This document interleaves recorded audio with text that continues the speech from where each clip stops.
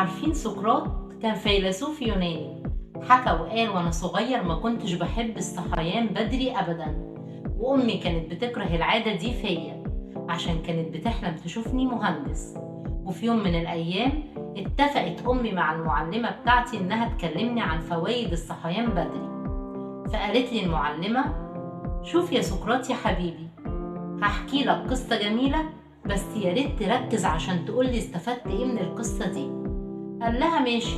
قالت له: كان في عصفورين، واحد كان بيصحى بدري، كان بياكل الحشرات ويأكل ولاده وبيبقى مبسوط قوي قوي. اما العصفور التاني كان بيصحى متأخر وما بيلقاش حاجة ياكلها ابدا. تقدر بقى يا سقراط يا حبيبي تقولي استفدت ايه من القصة دي؟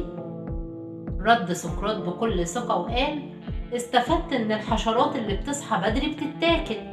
اللي عايزة اقوله لكم من الفضفضة دي ان مهما كان موقفكم ضعيف فذكائكم بس هو اللي قادر يخليكم تشوفوا كل حاجة لصالحكم. يا ريت كلنا نكون في ثقة سقراط في نفسه.